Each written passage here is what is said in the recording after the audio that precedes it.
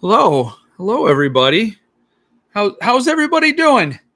You doing good? I hope you're doing good. I hope you had a good weekend. Week. I had a little bit of sun. I sat with my son. I sat with my face in the sun for over an hour. I had a friend that came in from Chicago, the first of the first of my old life to come visit me here in my new life. It was nice.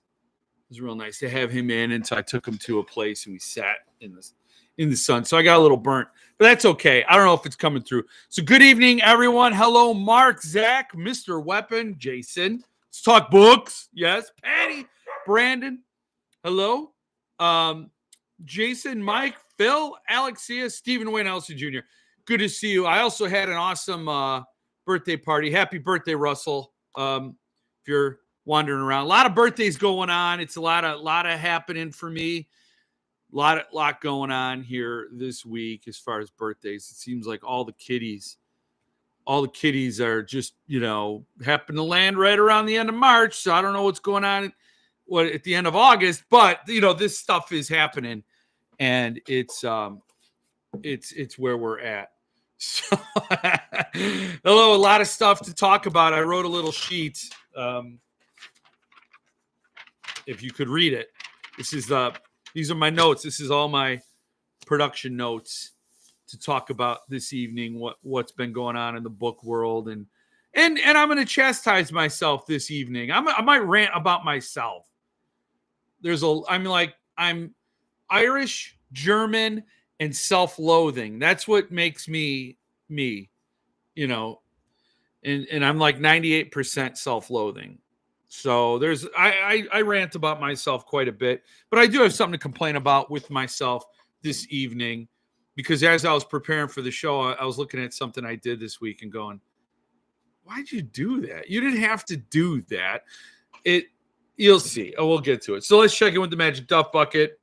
Magic Duff Bucket, what have you have for me to get me through the show, to wet the whistle? You got to get up to get down from Wiseacre, because I got to get the hookup from Mitch. We're working on the hookup to get some more gas in the tank. Jason, good to see you. I don't know if I said Jason. No, I said hi. Hello, Christopher Einar. Good to see you. Sunburn in March. How white are you? Yeah, March. It was beautiful today here in Tennessee. Beautiful. I mean, that's why they call them rednecks. You get burned and you're burned all it's like, that's the thing. White people get burnt. I'm pretty white, I guess. Nice haircut. It's not a haircut. I just brushed it before, but I did trim the beard. The beard was getting unruly, so I trimmed it. It's like I don't know. I'm winging it. That's like every day, just winging it. But I am a square now. That's summer vacation for you. Hello, PJ. Oh, Mark is saying hi to PJ. Did she pop in? She wasn't in here. She wasn't in here, but she's floating around. Yes. Blind Barber. Oh! Hello, Dave. Good to see you, Robert, too. I'm drinking Headhunter by Fatheads Brewery. Amazing stuff. I'm sadly out of Rapture. There's a Rapture shortage going on. Eggs are expensive. With the inflation and what you got with the tariffs. I don't know. Mitch has got to get. Mitch should come up with a beer called White Boy Magic. I don't know. White Boy Magic sounds like a beer he should do. Maybe that's what he could call. He was going to call Jeff Ward Stout the Stout and the Fury. Never did, or at least I've never seen it. I would like to see some label art and an official can of the Stout and the Fury. That would be awesome. I would have liked to see a Jeff Ward Stout with that logo on it. It never was to be. That's okay. That's all right. I'm honored and flattered to unofficially and on the insider track call it Jeff Ward Stout. But maybe you can call it White Boy Magic. Thoughts, just thoughts to have. Mitch is busy on his chat books. He better be. He better be. I want to get my did you see who the next author was? If you're not in the speakeasy and you're not around, you might not know. I don't know where he released it, but I know who the next author is, and I'm very excited for the next chapbook. There was a delay in the schedule, and he got this other author in, slotted in. It's going to be nice.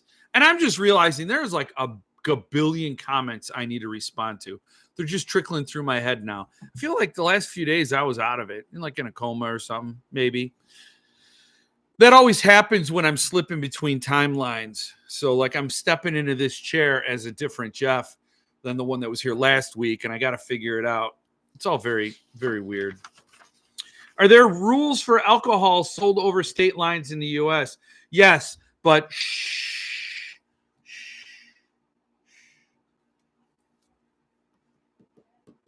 I don't know them. I don't need to know them. I trust Mitch to know what those rules are, and to abide by all governance, and to know what they are. What's up, Jello? Hello. I like Jello. I thought you were just a kid throwing out new slang, Mitch.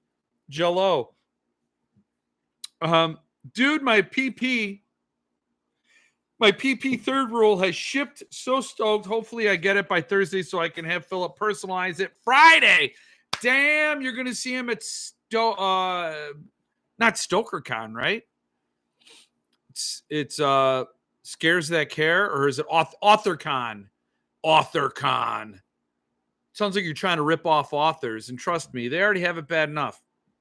So that's cool. I'm glad. I bet you mine's going to go out last. I bet you mine.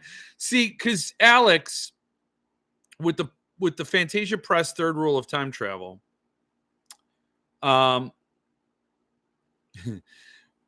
he was supposed to get it out a week before the trade edition.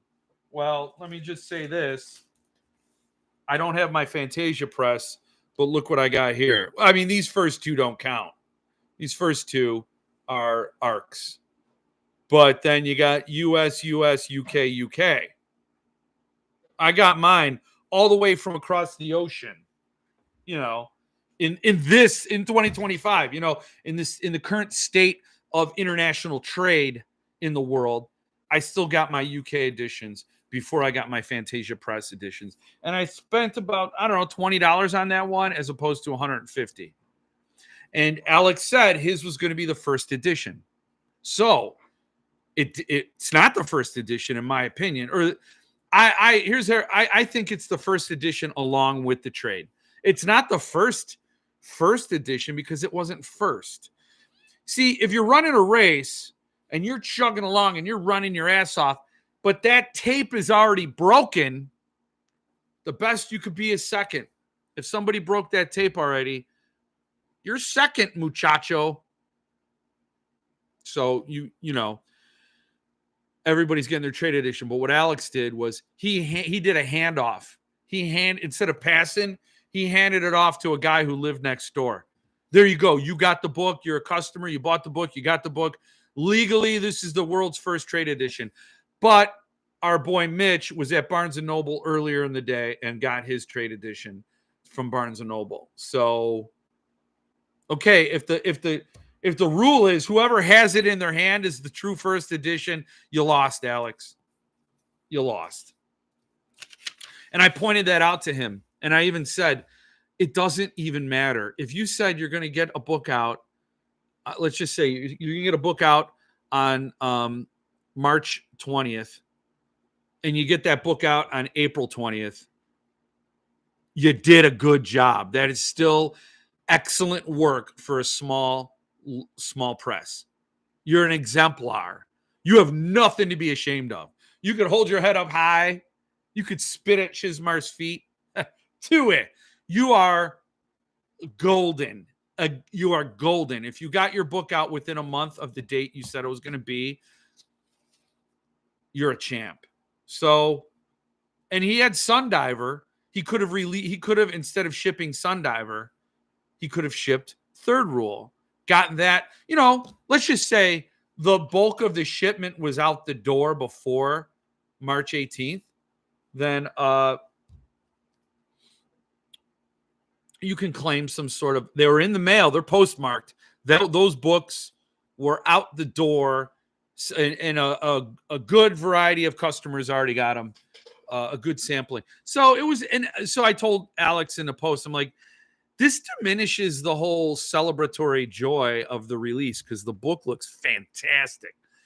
And arguing whether you got the true first edition or not is sort of, it diminishes the joy.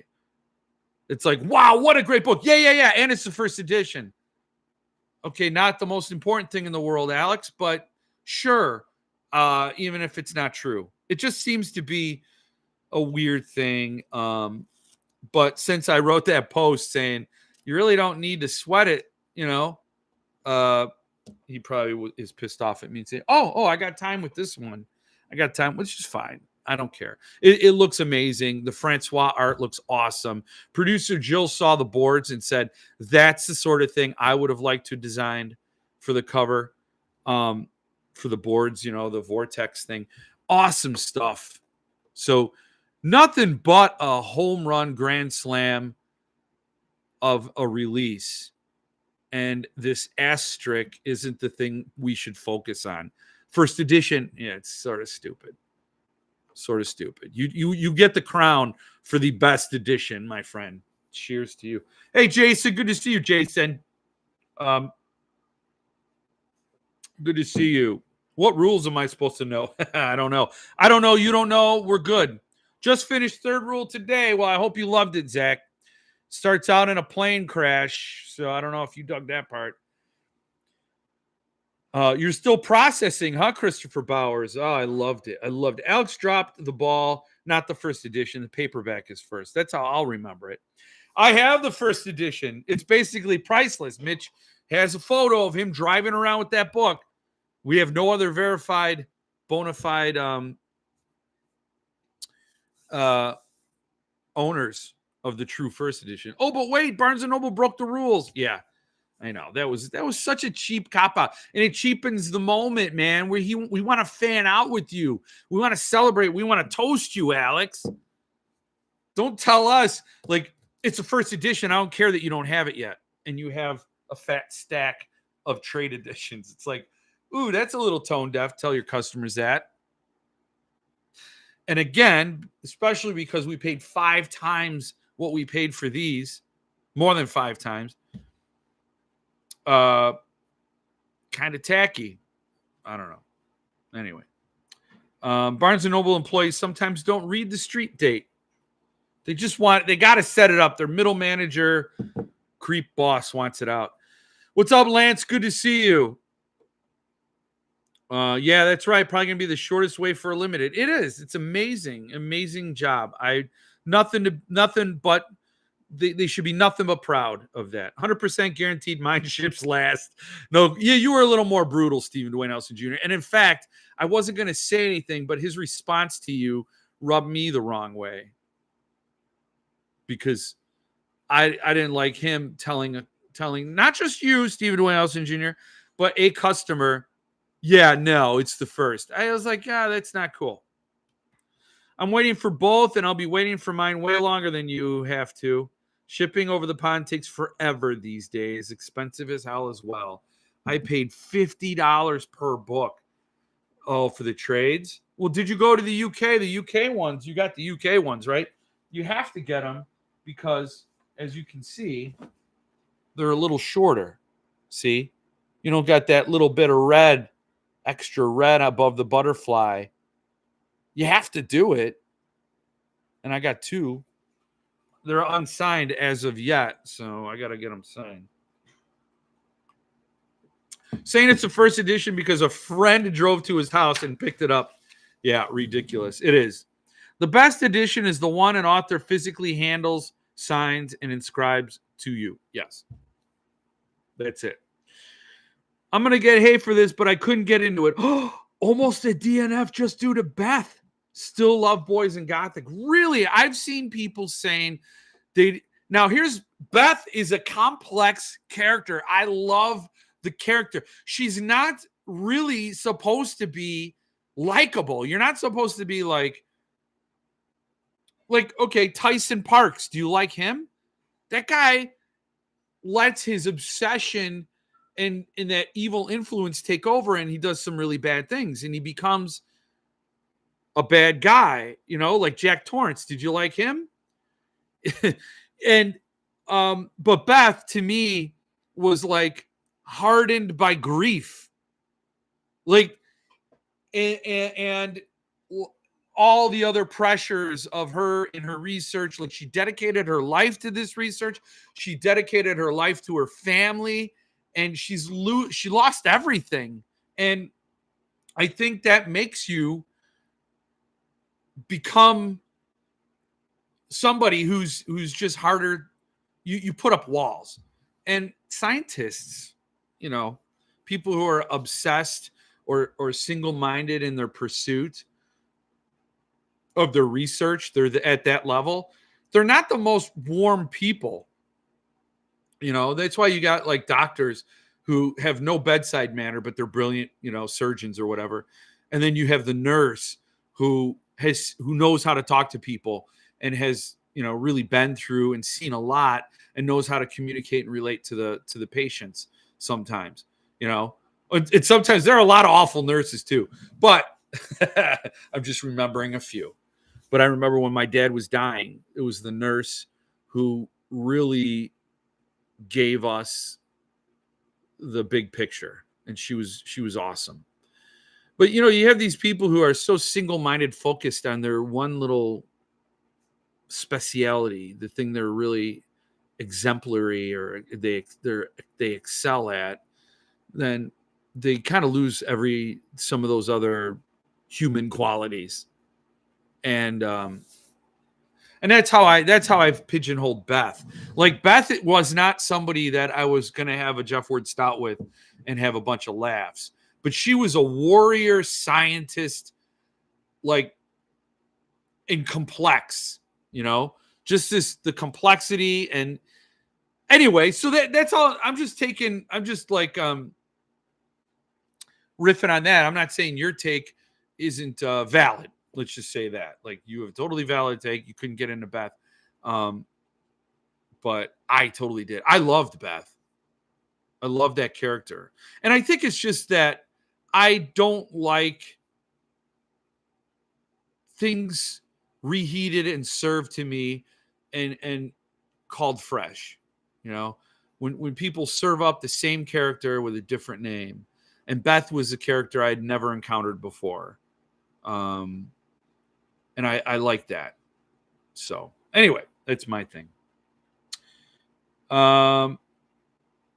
Read the first 3 chapters of Third Rule. Can't wait to read the rest. Have to finish Kin first. Oh, how about Kin? Did you read Cottonmouth? If you didn't get that edition, then I guess we can't talk about it. And that reminds me, we're doing Kin this Thursday. Keelan Patrick Burke will be there. I'm going to raffle off a signed edition of Nerve Endings, his new book.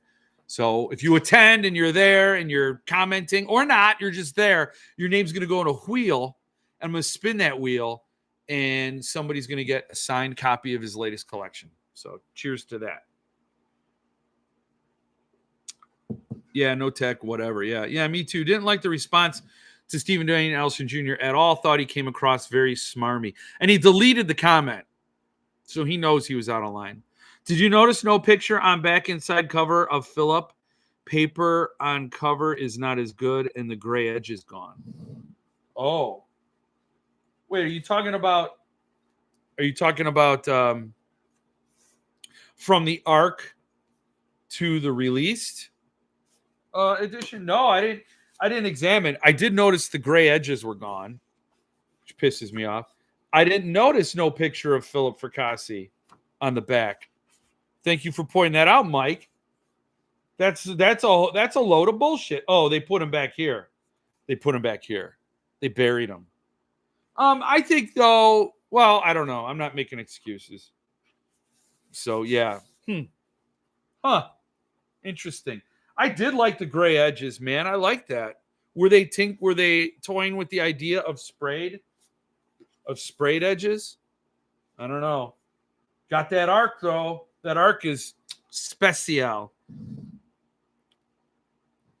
Hello everyone from Stabby Acid Land. Darren, good to see you, Darren.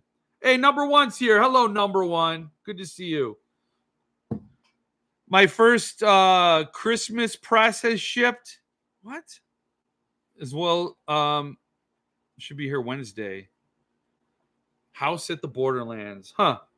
As well as my Blackwood set from CP. You're getting some mail. I think Beth's bitterness was very realistic. Thank you, Patty. Yes, you're gonna go through some things, and she probably wasn't like the most warmest person. I don't know, academics and hardcore researchers. I've interviewed so many in my job as working with a marketing firm that works with higher ed institutions. I've talked to a lot of academics and a lot of researchers, and they are only passionate about their subject. And they talk right over your head, and they don't really try to bring you along sometimes. Some are better than others. Some have a lot of personality. And the ones who do have that personality, you really get a sense of they're living fulfilled lives. They're really doing what they love. And you know, Beth was probably in the better strata of researchers. She was probably like happy and content. She was working with her husband. They were doing this beautiful thing together, you know, this time travel thing. And then she lost everything, and all she had is her work. And then, I mean, if you're reading the book or whatever, like that gets threatened too. So there's a lot, like her whole everything is crumbling. So her being angry and bitter, yeah, totally. I get it. You know, I like some unlikable characters sometimes. You know, you can relate to some people who just don't like the way things are. The key to any book is, given a similar situation, circumstances, and options, could I see myself making the same call as the characters? Yeah. I have the Kindle version of Kin, so I don't have Cottonmouth until I get the numbered version from Suntop. Damn, numbered. I'm so jealous. You're going to like that. You're going to like Cottonmouth, but now I know we got to watch out what we say around you. But we'll keep it to Kin. I don't want to spoil anything. Sadly, I dropped the ball in getting and reading Kin. Oh, I'm sorry, Patty. Sorry. Oh, well, you know, time slipped by. I know it's been crazy for me too. Thanks, Mike. I just said my piece and left it alone. Never even read his responses. His response wasn't good. And then his second one was even worse. Yeah, it's just not for everyone. I just could not get into Beth and her whole F the world attitude with just about everyone. Yeah. Can't wait for Autumn Massacre, though. That's another strong female protagonist who's also had her share of bullshit. I love that. I love that book as well. Hey, what do you think about Richard Lehman? I just ordered some of his work. I've never read him, so I couldn't speak to that. If anybody else can, pop in there. What's going on, Bookworm fam? Happily to finally be able to catch a live stream. Kaza Wheel, good to see you. Pour yourself something good from the bar, wherever you are, or the fridge. J Stones, what's going down? I got the ship notice from Conversation Tree also. Oh, excuse me. Wonder when they will have info on the next book. Man, have you gotten a Conversation Tree previously? They look amazing. Patty, it's less than 300 pages if you are a fast reader. Oh, you'd have to sprint, though. Yeah, they mentioned it briefly in a newsletter. Very briefly. How long is Kin? I need to try and read it before the Zoom. Well, when you look at mine, now I've read it before, so I read Cottonmouth. I've already gotten through it. The Suntop edition is over 700 pages, but that is the kin part. So that's Cottonmouth. This is the kin part. Kin.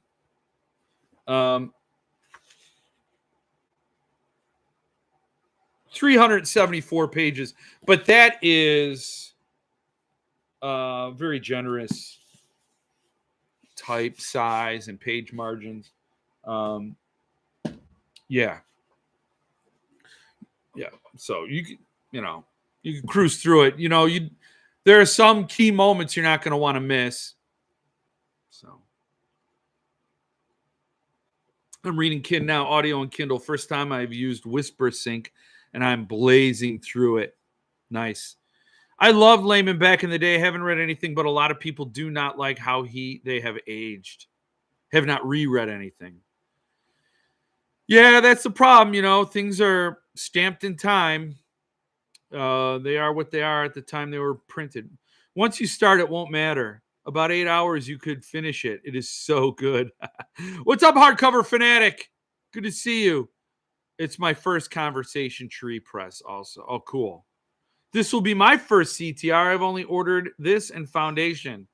Well, I got to know what you guys think. I mean, they look amazing, but I haven't held one. I need to read Cottonmouth ASAP. It's a quick one, too. Maybe I can pick it up at Barnes & Noble tomorrow. It would be quite a sprint to get it done. Yeah. I mean, it does.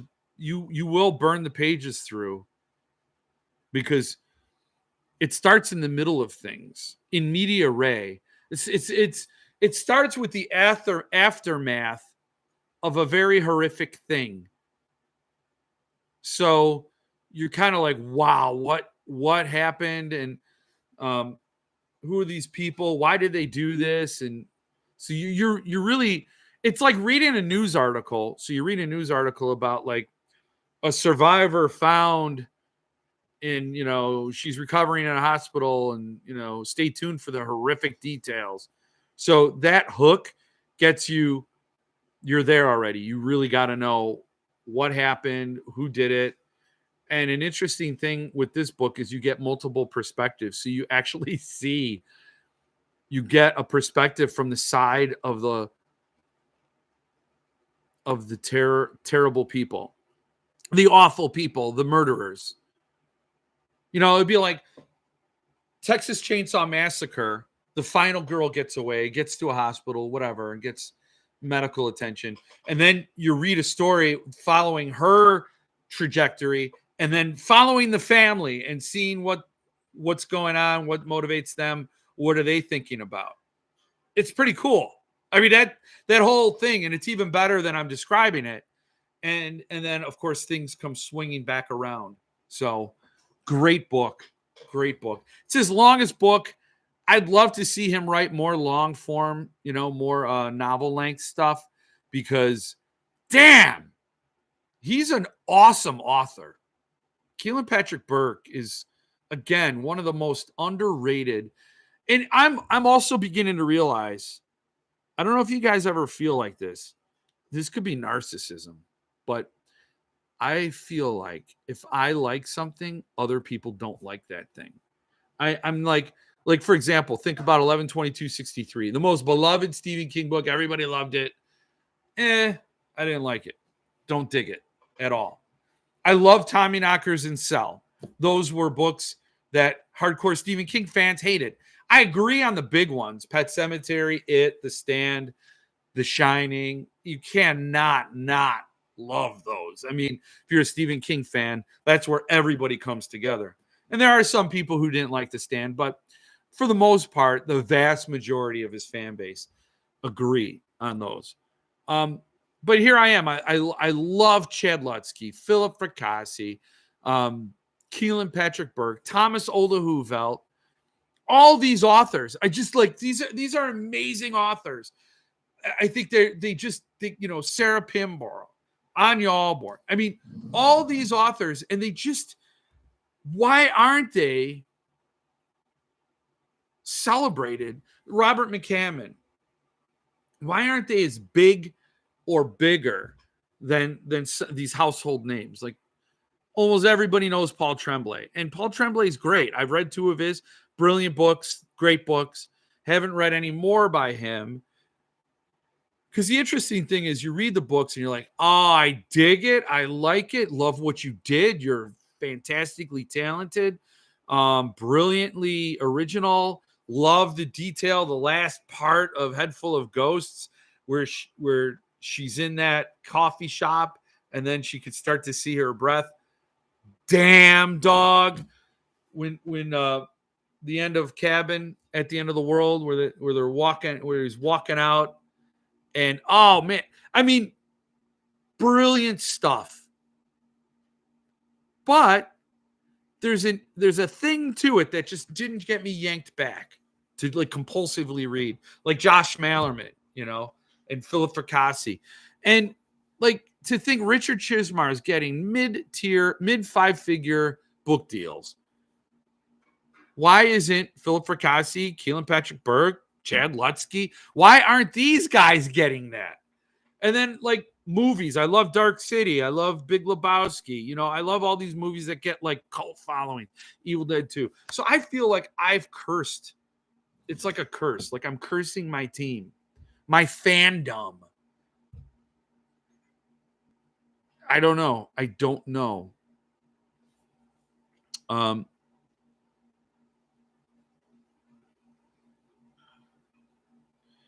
That scene needs to be read slowly. Yeah.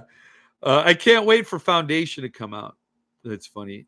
I know to be rather tight-lipped, but I am sure I bring myself to tell the world what I think of a press. I know. I just looked at Audible. It's 11 hours. You could do 11 hours. I've got 3 older Conversation Tree standards, and they are really nice. Can't afford the deluxe. Did you talk about The Underworld by Ian Rogers yet? The Underworld? The Underwood? No. You also gave Fairy Tale 4 stars. I reduced it. I went back and reduced it. No, I didn't talk about The Underwood. Who is doing that? I saw that announced. Who is doing that again, hardcover? Because Ian Rogers is getting all like he's another one. He's getting the accolades. He's a hot hand right now. I ordered it hardcover. Underwood? Is that the gallery book? Reading fast is okay, but some books need to be read slowly for you to ponder and digest it properly. Jones and Fracassi are prime examples of impactful, dense pieces of gold. Paul Tremblay is okay, but he's no Fracassi or Lutsky. Not something I have to read. Right, that's exactly it. I don't itch for it. Thunderstorm. Yes. Underwood is Thunderstorm. Yeah. I thoroughly enjoyed Fairy Tale. I didn't. And just for the record, I have all Tremblay books, just not at the top of the pile yet. Yeah. 200 so copies. Yeah. So let's pull it up. Thunderstorm. I passed on it.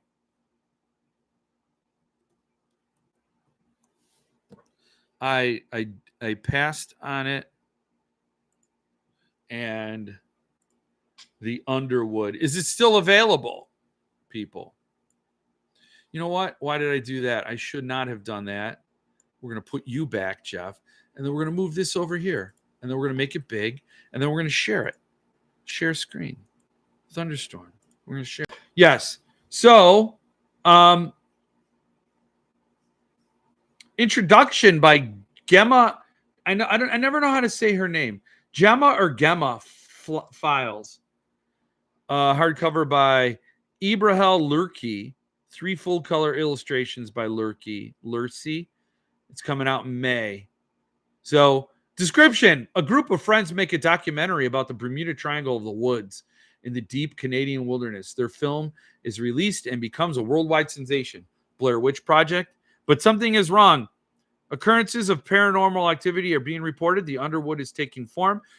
Is the entire planet in jeopardy? Can it be stopped? This edition, and then it is still available. It is the Black Voltage, which sounds like an AC/DC song, but it is not. Back in Black and High Voltage come together with Black Voltage. So the Underwood, yeah, by Ian Rogers. So I did not get it. I sometimes have a problem getting into new books from authors when they write in genres different than their usual one, like going from horror to sci-fi. It is interesting. It is still available. I don't know. That plot seems weak to me. It does. But I gotta say, if you described Boys in the Valley to me, if you just read the plot, okay, I read that book because Earthling was doing it, right? I read Boys in the Valley because it was the next in the Earthling Halloween series, and I was itching for something new. And when I read the thing, I'm like, oh, turn of the century, not my jam. Orphanage, Oliver Twist, demon possession, not my usual thing, but I'll give it a shot. Absolutely loved it. But the description of it just didn't get its hooks in me. So I don't really care too much about the description, because he could pull this could be amazing. I don't know what, I didn't read Gray yet, and everybody loved that. They thought it was hilarious. Which is a really interesting word when you're talking about horror, to get that comedy in there. So I want to read it, but the description does seem weak sauce. Yes, but I'm not faulting the book on that. And I'm not saying that there's any other way they could do it. I mean, they're just describing what happens in the book. The real thing is how that comes about, how it feels. Is there real scares in there? Is it interesting? Does it make you think about things? Does it examine friendships and what they do when the shit hits the fan? I don't know. I don't know. So I do know he's a great writer, and a lot of people love his stuff. So the Underwood. But I will say, if you're up for that, Family is still available. And I read Family. It's a solid read. So you'll like it. It hits into a gear about, I don't know, a third of the way through. You're kind of feeling around a haunted house, family on its own second chance. Like, what's up with the dad? He hasn't recovered from his injury. It's like mom is trying to support everybody, and it's like got a lot of tensions, breadwinner tensions. Like, who's useful in the house? When a man is rendered useless, it's like he becomes a problem. I don't know. So you got all that stuff, and it's sort of meanders, and then it hits a gear. It's like, bam. And then you're like, okay, I see. This story is going to do something.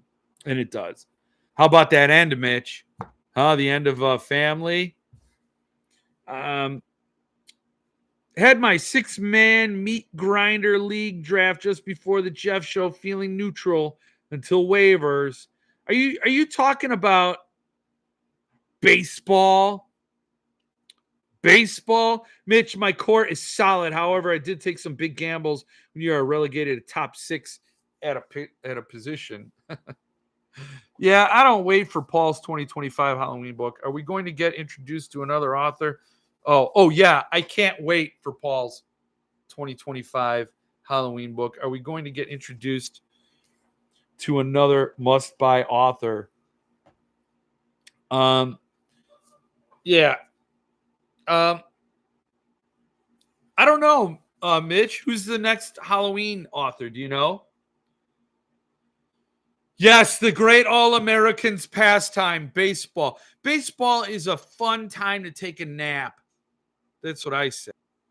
Baseball. I mean, it's like men were like, when can we take a nap? I don't know. Let's invent baseball. I don't think I know who the next Halloween author is, actually. Huh.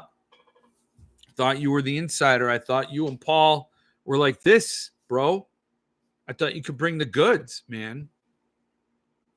I don't know. It seems kind of like you're slipping. I mean, just a little bit. But in other news, there's Rapture, and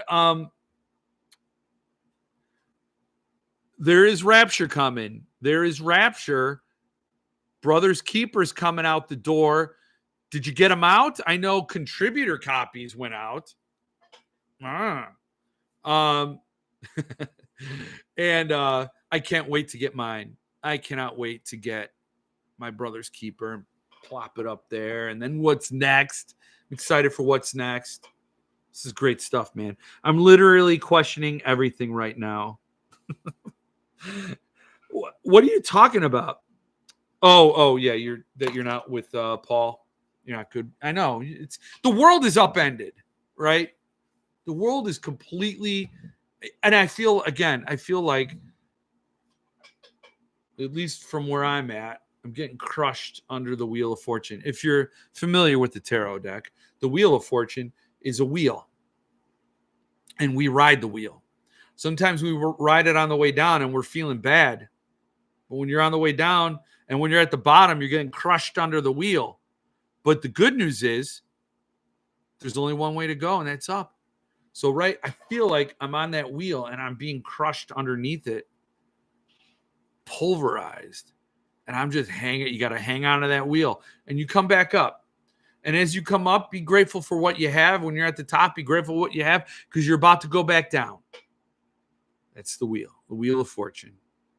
Ka is a wheel, my friends, and it spins and things come back around.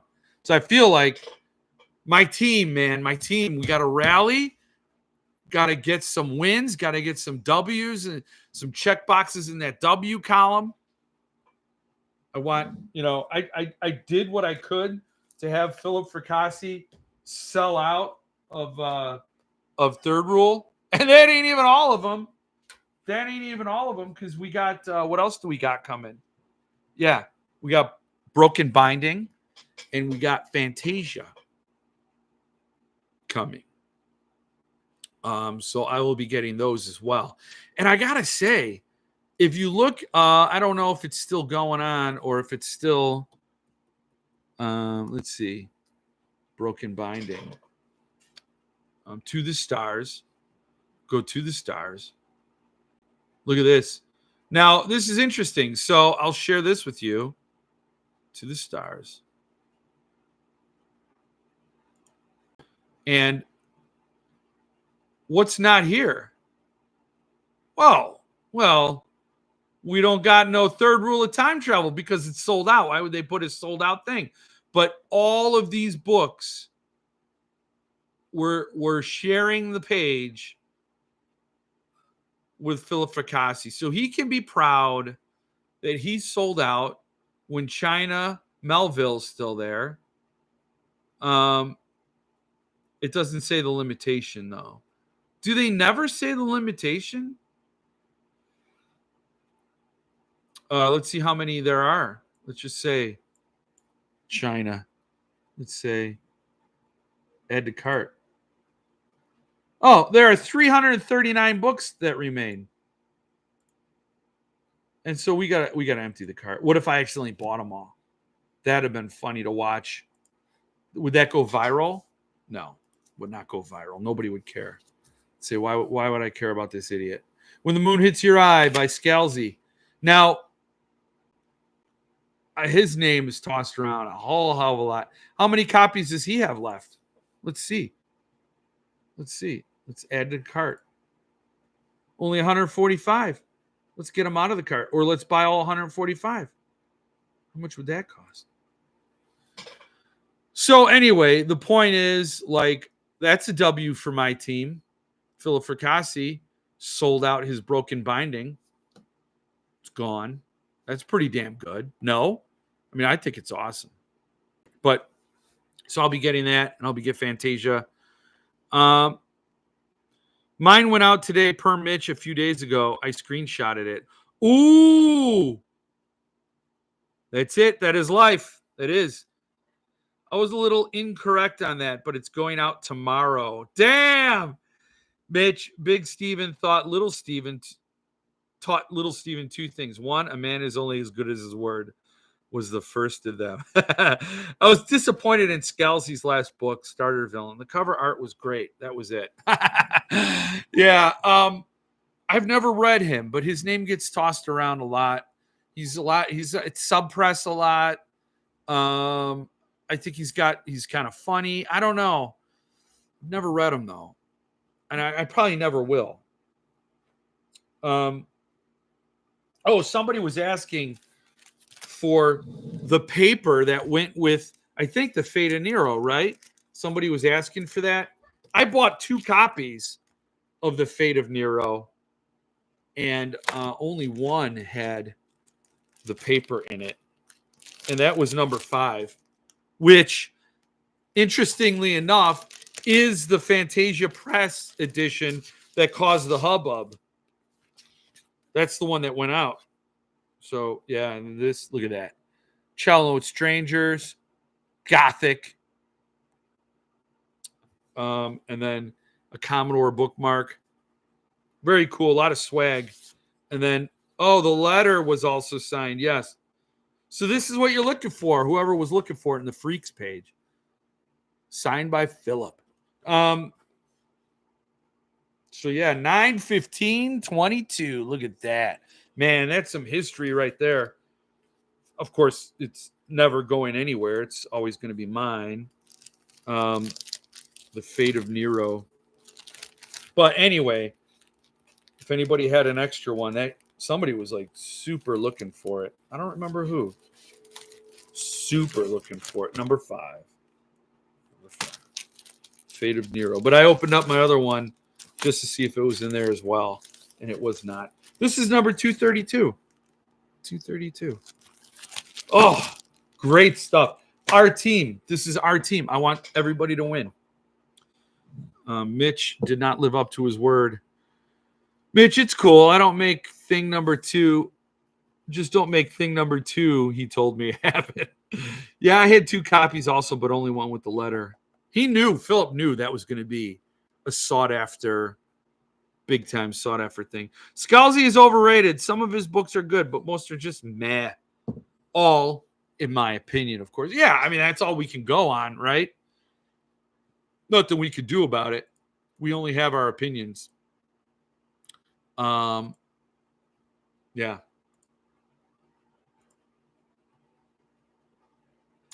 So we talked about third rule. Yes, we did.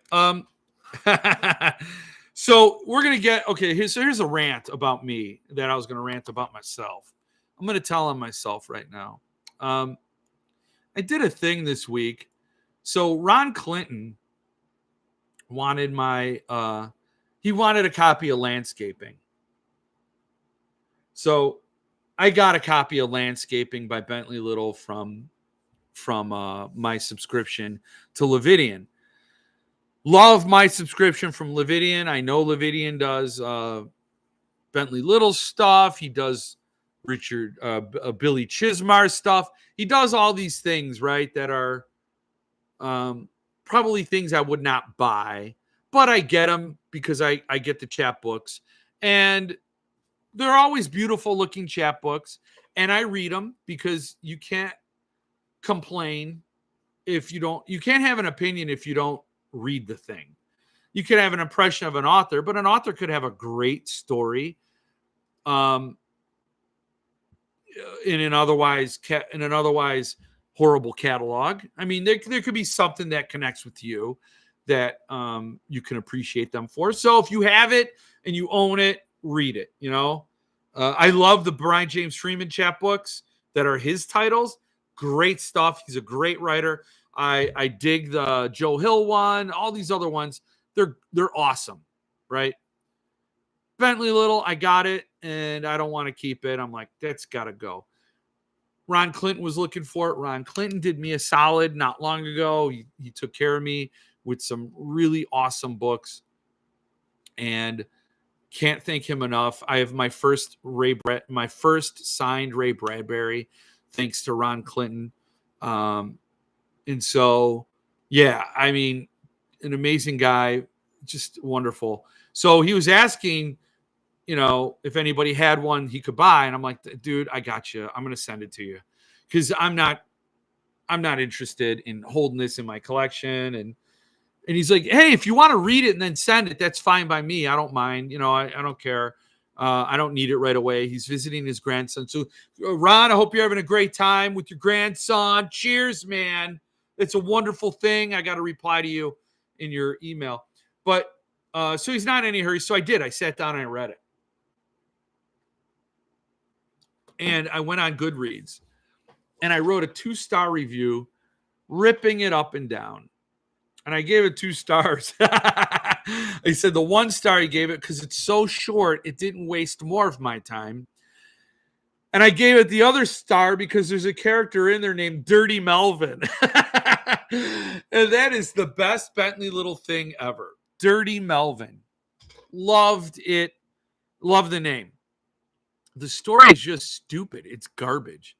And I'm ripping it up and down because I'm laser focused on Bentley Little. And then when I was getting ready to do the show and I looked it up and I'm like, oh, we'll talk about Bentley Little and landscaping a little bit. And I'll talk about my review and my opinion on Bentley Little. And I looked at it, I'm like, this affects Brian James Freeman too.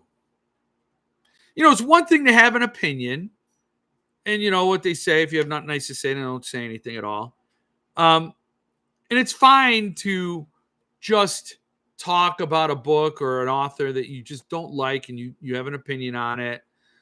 That's fine. It's fair.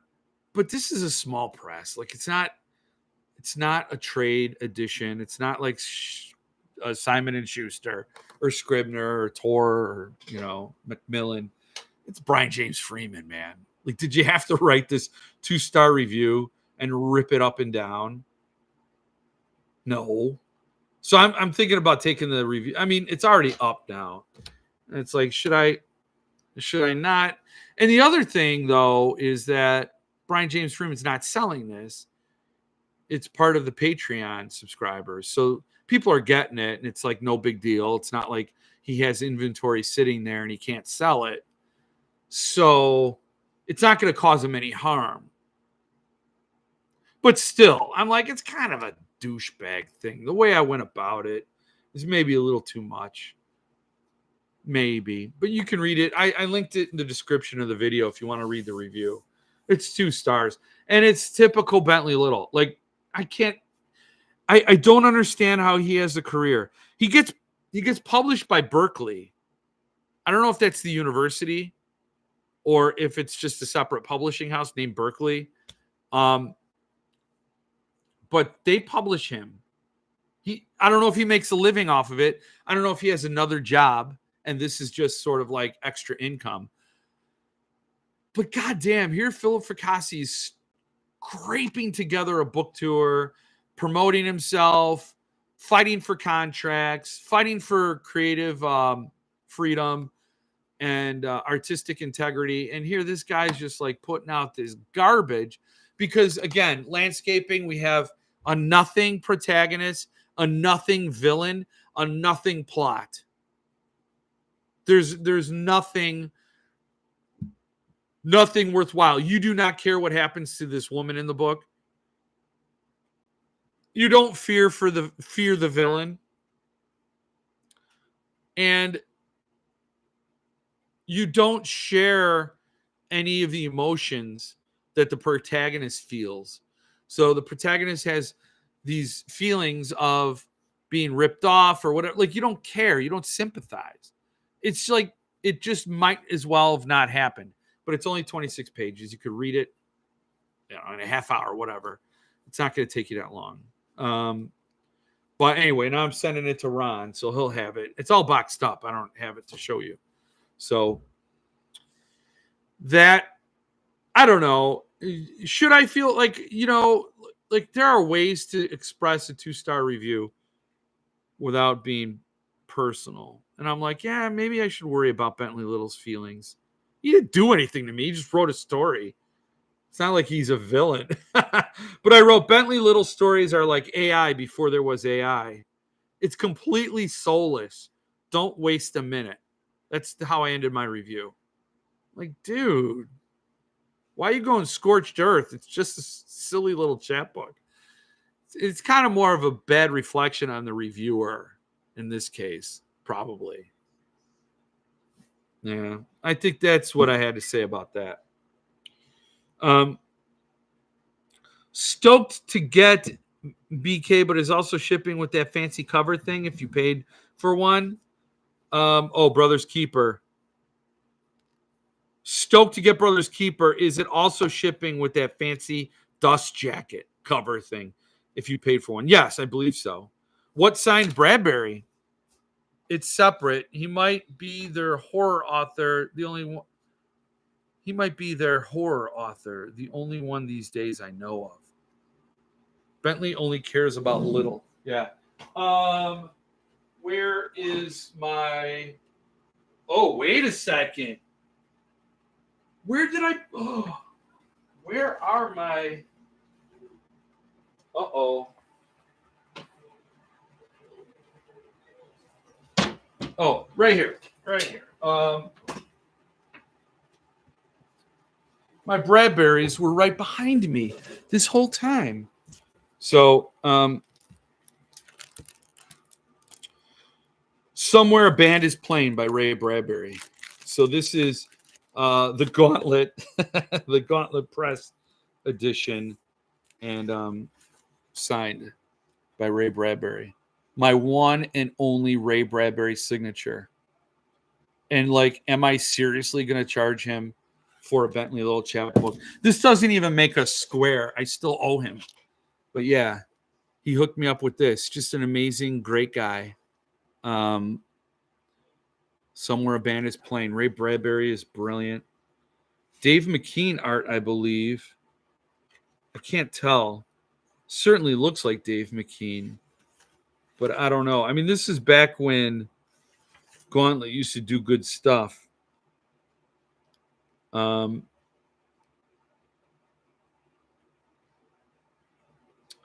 Jacket design by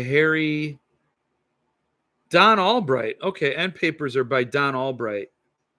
Okay. So it's not Dave McKean, but whatever. Beautiful stuff, man. Totally grateful for that, and I'm happy to hook him up with this. I mean, I feel bad because it's kind of an insult to send somebody a Bentley Little, like that's kind of mean. I'm inflicting on him a Bentley Little chapbook, landscaping. Oh, but when you get to Dirty Melvin, oh, that is just, I mean, it's funny. It's funny. You got to read it just for that. It's worth it for that. So 2 stars. And what I learned is that just the theme in Bentley Little books is he really hates rich people. He doesn't think rich people deserve what they have. He hates them.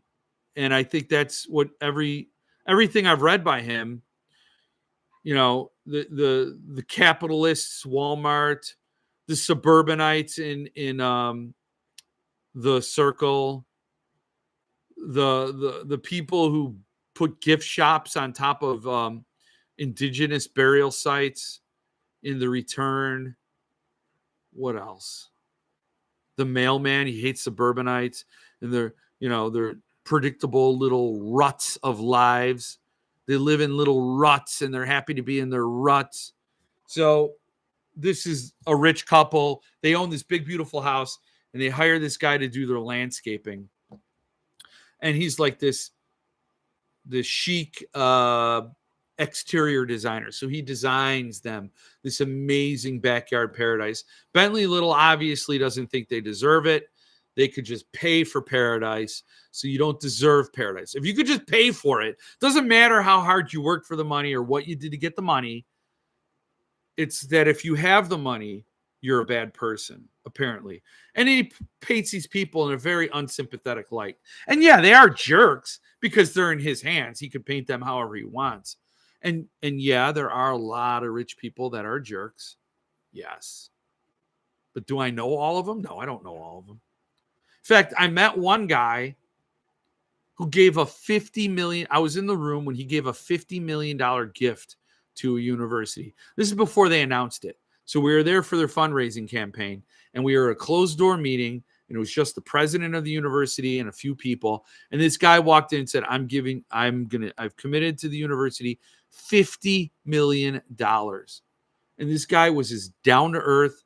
I looked at him like, you have $50 million to give to university? Like that, I can't even comprehend that wealth.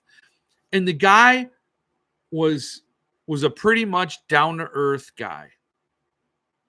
And in fact, his passion was the chess club. So he made the school have a chess club. That was one of his criteria. You have to have a chess club. And he was wearing the chess club jacket, like a satin chess club souvenir jacket. It was the weirdest thing. It was so surreal.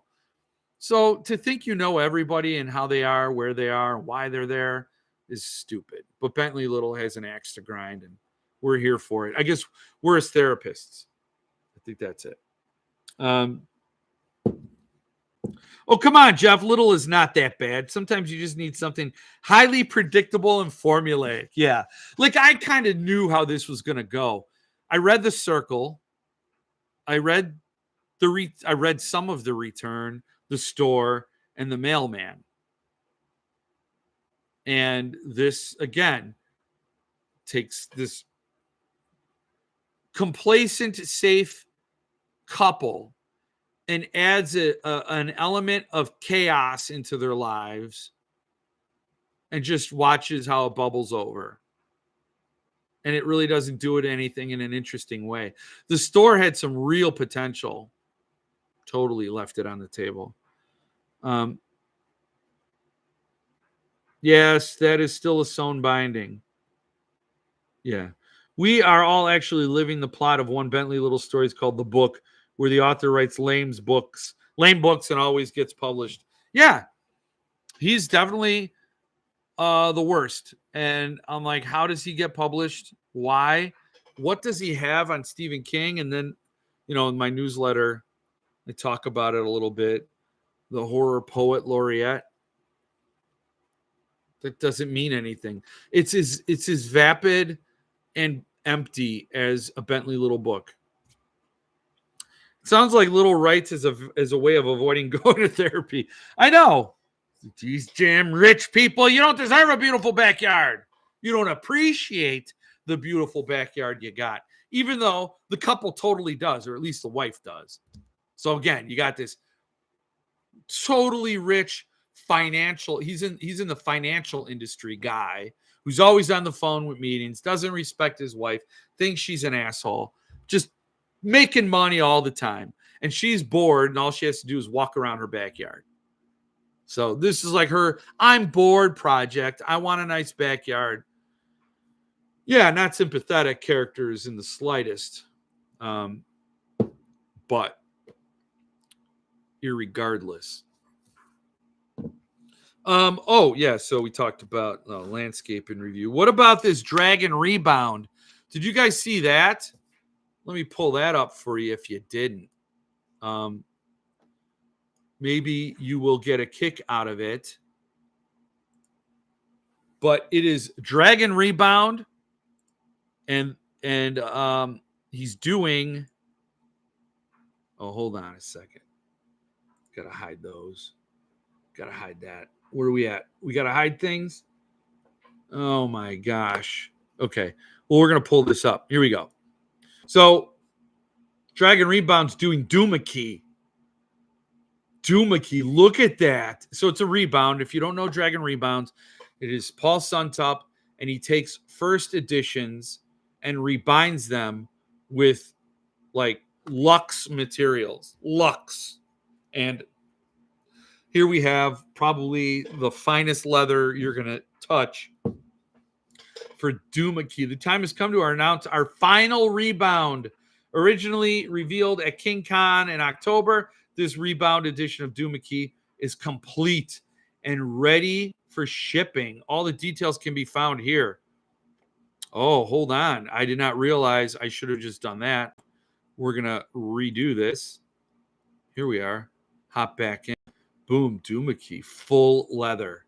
Rebound in a limited 52 copies and 6 rebinder copies designated RC. The binding is full goat skin. From a design by Don Mates, using die-cut strips of leather in varying colors to depict an ocean scene with the ship foil blocked. Oh, get the hell out. Wooden easel enclosure. Because art was a big part of the book. The book is housed in a modified wooden tabletop artist easel, and the book can be removed and placed on the easel for display. The easel is made from premium beechwood. Son of a beechwood! And is sized at 16 by 5 by 12. A laser engraved plaque featuring a quote from the novel is affixed to the front, and the box includes a watercolor paint set with paintbrush. GTFO. That is so goddamn cool. I don't know what the quote is, but I guess if you want to see it, you can pull up that. Look at that. It goes right in there. And you got your little watercolors. I had those when I was a youngin'. Bonus, Geekle art print of first edition jacket by Mark Stutzman. Very cool. Yeah, that's Duma key. That's the Duma key I know. Has an original drawing by Don. Also included is an original pencil drawing by Don, who created the Rebound cover design. The drawing is just under 6'9" and is included in an envelope. Below are 2 examples. So, everybody's getting one. You're going to donate to the Bangor Public Library. A portion of the proceeds. Purchase price is $2,500. Beautiful stuff. I'm not eligible to order, so you can go to the site and see all this. That's beautiful. Duma key. That's one that everybody's wanted to see in a true limited edition form. Everybody's holding out hope that Levidian will do it. Who knows? Who knows what will happen? Not I, but that's gorgeous. I love it. What have you been saying? I think Little actually moves a decent amount of books. I know quite a lot of people that buy everything he puts out. That is insane. That is crazy. I mean, and that's fine. And more power to him. Maybe people just like the sort of fluffery, the ineffectual fluffery. They don't want change. They want a story where nothing happens. I don't know. It's just like, it just starts in one place, shit happens, and it ends right where it started. Nobody's hurt. I got to see Duma Key Dragon Rebound at King Con. It was fire. Nice. Paul was kind enough to bring a copy of it. Nice. That is so cool. He had Duma Key in the flesh at King Con. Yeah, it looked beyond belief. Oh, I'm so jealous. I wish I could afford everything Paul puts out. Oh, my God. What Alexia said. Fire. Yeah. Oh, I know. Money. It's like money. What are you going to do? These Walmart T-shirts cost money. You can't buy these Walmart T-shirts and afford the nice books. You got to make your choice. So, yeah, Dragon Rebound. Now, there's another cool thing. I don't know if you guys care, but there's a book that was getting a lot of attention and a lot of editions, and that was Witchcraft for Wayward Girls, right? That was like crazy. And it was all out there. Everybody was doing it. Multiple editions. Well, The Devils is the same thing. Joe Abercrombie is doing like a ton of editions. So Broken Binding. So there was the Waterstones one, and I include you into that. That's sold out. Now there's a Broken Binding one, and if you had to get on the interest list. And The Devils And I could show that to you here. Now, you still have time for the Devils, right? Evening all. Jeff jumped back on the Sum Top number train. Oh, Jeff, evening all. Jumped back on the Sun Top number train for March. Just check the designation. Oh, all 23. I'm so glad you got that. I'm glad it's somebody who's actually seen the channel, participated on the channel. Twan got 23 Psycho. I was super jealous. That's awesome. Congrats on 23. It's a hell of a number. Hello. I understand I am late. Have I missed any important? No, we haven't gone over anything really important. I was waiting, Russell, for you. And happy birthday again, Russell. Hope rolled oats is nice and cozy, and hope you're enjoying your Chick-fil-A. I've heard good things about the Devils. I may pick up the broken binding one. So yes, they're doing an interest list. I've gotten on it, so it's coming out.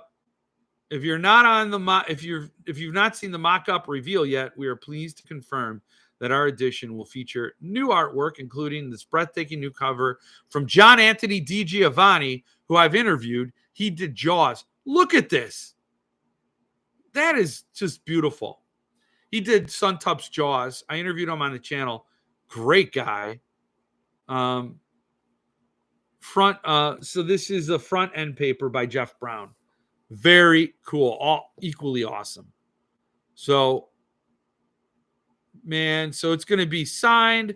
It's going to have illustrated Jeff papers, illustrated end papers, head and tail bands, new cover art, digital edges, ribbon bookmark, foil on boards. It's going to have typography, and it's going to be a royal hardback.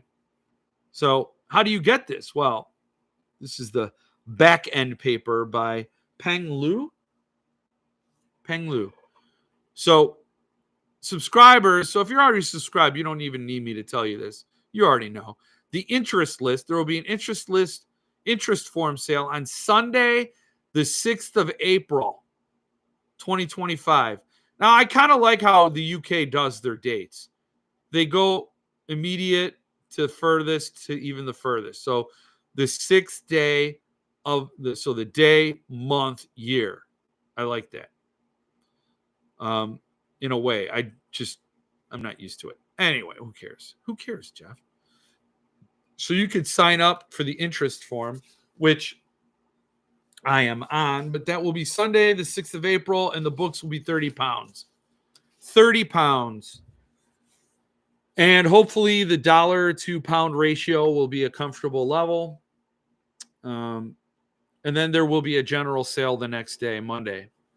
I don't think anything is going to survive all of this.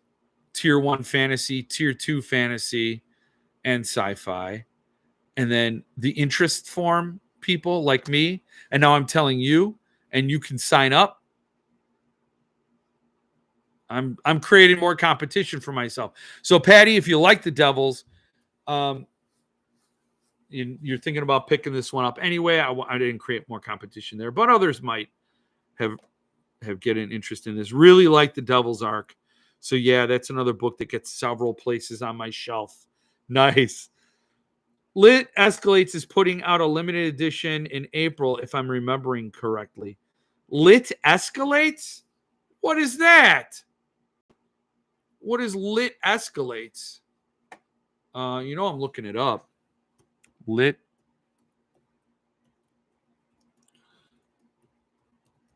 Let's see. Lit Escalates. What? What in the holy hell? Oh, it's sold out. Oh. Ooh, okay. Well, I'll share this. I did not hear about this. This is crazy. So the Devil's pre-sale. Limited edition gold package is already sold out at $125. Limited edition signed package, so it's a signed book plate. They don't want to get in trouble with your guy Jeff here.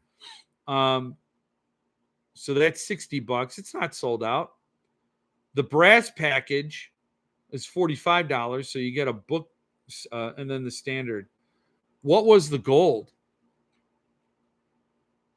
Signed limited edition walnut Vega icon. Wow, you get like that thing. Hardcover of the Devils with book plate signed by Joe. Signed limited edition. Oh, walnut Vega icon. So this thing is signed. I mean, I don't know what that is, but it's or is it this? Oh, it's signed by Joe. Right? Is that a one of 200? Ooh la la. So that's the thing that gets the signature. Brass die cut bookmark, the poster with Joe Daniel Phillips' painting of Princess Alexia. Princess Alexia! You got to dig that, Alexia. Secret illuminated item. It's a secret. What is that? Oh, that's the bookmark comes in that. Things can always get worse. Oh, that's fun. That's fun. They really went all out. Wow, secret item. They put a question mark in there. Ooh, what could it be? So it's sold out. Sorry, suckers. You're sold out. So what's the next thing? The signed package. I don't want anybody signing my package. What do we got?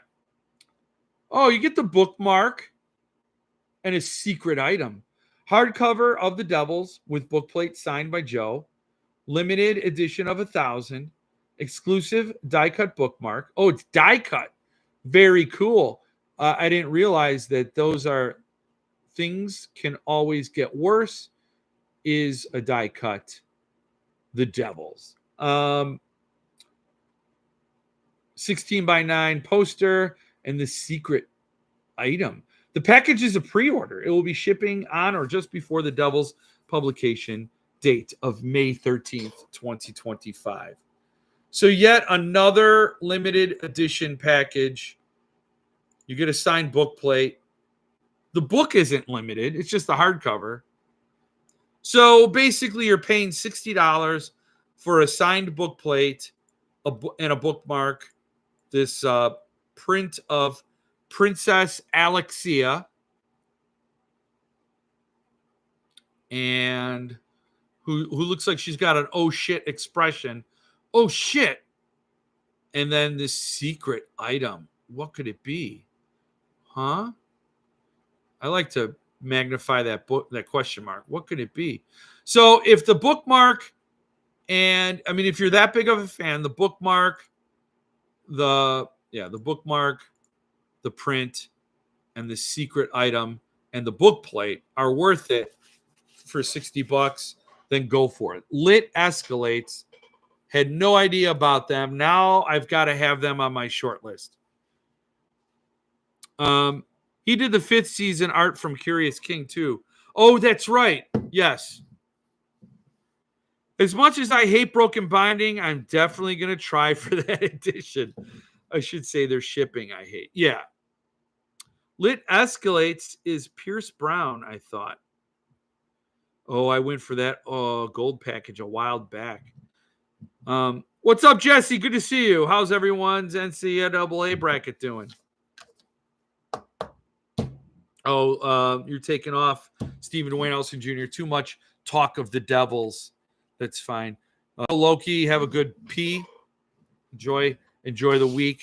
I'll see you next week on Loki. So yes, Broken Binding. They got the Devils, the interest list, but the third rule of time travel. I'm so excited for that. I don't know when that's shipping. I can't wait for that. The edges. Ooh, the hardcover. Yeah, I mean, I'm going to be reading one of these, and I got to get them all signed. I did get the book plate. That I could show you. I could show you the book plate. I got to figure out which one it's in. So I didn't do a video because I'm going to do a video when I get all my third rules. But here's the book plate. These are must-haves for me. I need the book plates for each title if I can get them. So they're like trading cards to me. I love it. Love it, love it, love it. And RA, I got to send you yours. Oh, my God, I'm so behind. But I will want Philip's signature in each of these at some point. I don't know when. Jeff Kahn. Oh, I need some W's, man. I need some W's. Now, you'll see me at your book club. Better not cut me out. Oh, cool. Yes, I'll be posting that link. I got to do it. Yes, book club for Kin. Awesome. I'm glad you'll be there. I got to know about Lid Escalates. I got to know these things. What else have they done? Now I'm very curious. Red Rising. Man, I'm telling you, it's a whole other world with fantasy and sci-fi. A whole other world, you know? Very cool site, though. It seems like good people. Pierce Brown, yeah. Pierce Brown, Joe Abercrombie. Lord Grimdark. Oh, you can get a mug. You can get a shirt. Okay, I'm like not even having a show anymore. I'm on my own. Night of Long Knives is sold out. Congrats to you, my friend, Tyler. Congrats to you on that. That took a long time. That took way too long. Again, my team, the my players, the ones I love. Ugh. Did you see about Independent Bookstore Day? You can get a green Paul Tremblay horror movie. It was in my newsletter. Independent Bookstore Day is April 26th, and they're doing a whole lot of exclusives that are kind of like, what's the big deal? Like none of it's interesting except for the green horror movie. I could show that to you real quick if you're of a mind. I linked to it in the description as well. So, yes. Horror movie exclusive edition, Independent Bookstore exclusive edition. It's green. It's signed. It's a hardcover, stained edges. Interesting. He did it red for the trade release. Now it's going to be green. If you're that much of a fan, you got to get it. I've not read it yet. I've not read it. But I will. I think, Paul Tremblay is mega talented. But then they have all those other ones. Yes, they have all the other. Oh, I can't get out of it. I can't close it. So I'll get out of that. But anyway, I could have clicked back. Then they got all that other stuff. But I don't know if you're interested in all that other stuff. Like Light Lark is another book here. Then they got this late night book club hat, coloring book, Myrtle. I don't know what that is. We love indies. Shop indie. Great. A pencil.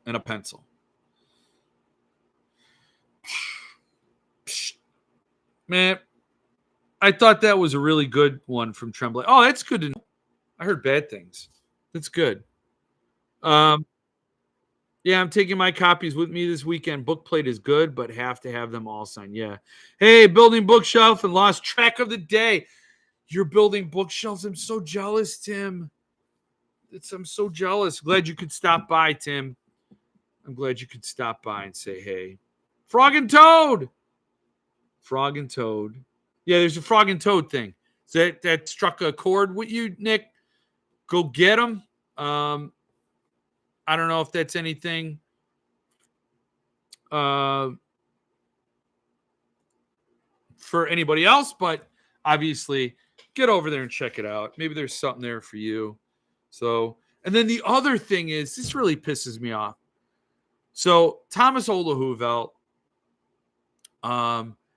did Hex, Echo, Oracle, and November. You notice something about those titles? They're all one-word titles. They're all very cool. And I like it. In the way they look, and how they designed it. Tor Nightfire was doing this. So you could see the pattern, right?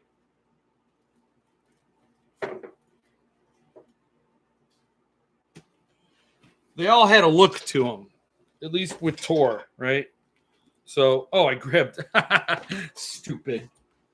They all have a look. It's a one word, right? So you got Hex, Echo, and Oracle. They all have a look. Like you see them and you're like, yeah. And I know that's probably a product of the design. You got, Tor Nightfire's doing them, and it's all one word. Well, his new book was changed from November to Darker Days. I don't know how I feel about that. I don't like that. I liked it November. It should be Hex, Echo, Oracle, November. It's just, I don't know. And it's going to be with Penguin. Penguin, are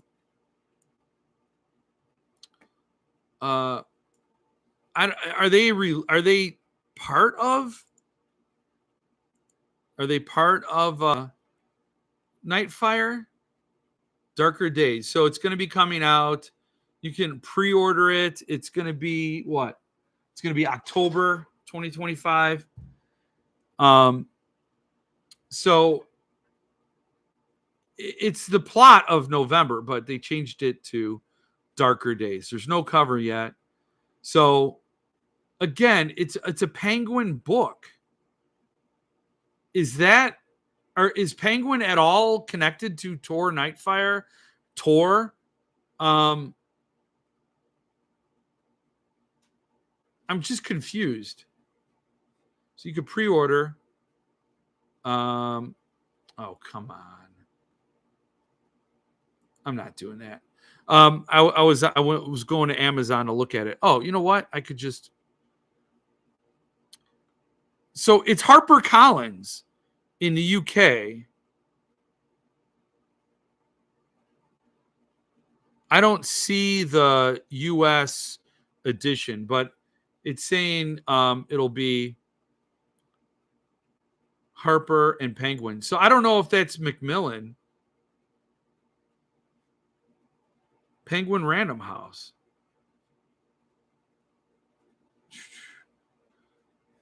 Correct me if I'm wrong. I don't know. I imagine Tim building bookshelves from scratch, starting with chopping down a tree. Did you read Death on the Swayback? Meanwhile, we're all looking at instructions for an IKEA 2-shelf bookcase for hours, confused and baffled. Yeah, it's sad. It is sad. No, yeah, Tim's out there chopping down the tree.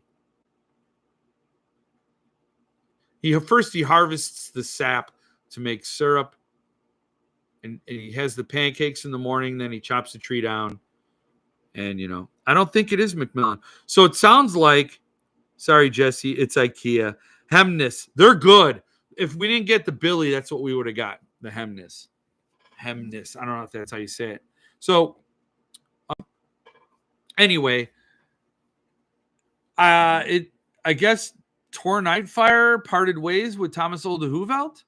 Penguin merged with Random House in 2013. I know, but he was with Tor Nightfire. So, and that's Macmillan, which is not Penguin Random House. I'm just wondering when that happened. Which is interesting. And again, another member of my team takes an L, but bounces over to Penguin. They changed the name to Darker Days. You know what? That makes sense. Maybe November was owned by Tor. Regardless, there's some sort of mix-up. I don't like the way this is going. I don't know what's up with Thomas Oldehuvelt. I hope everything's okay.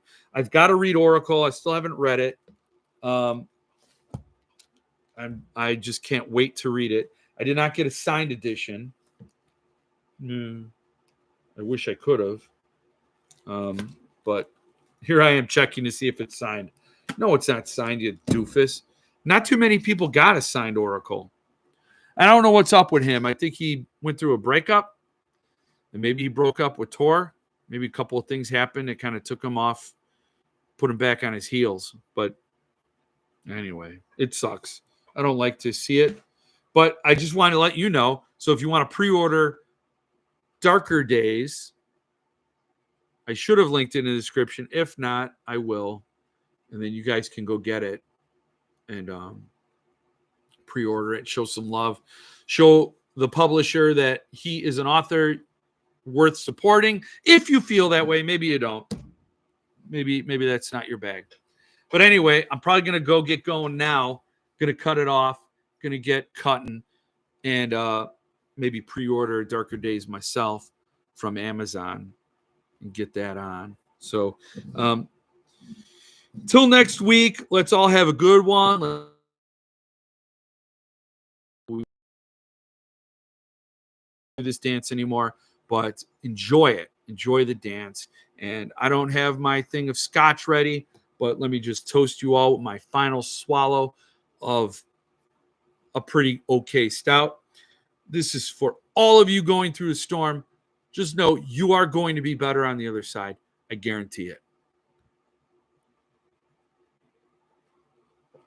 Cheers to you and everybody. And I will see you all next week. I promise. Good evening.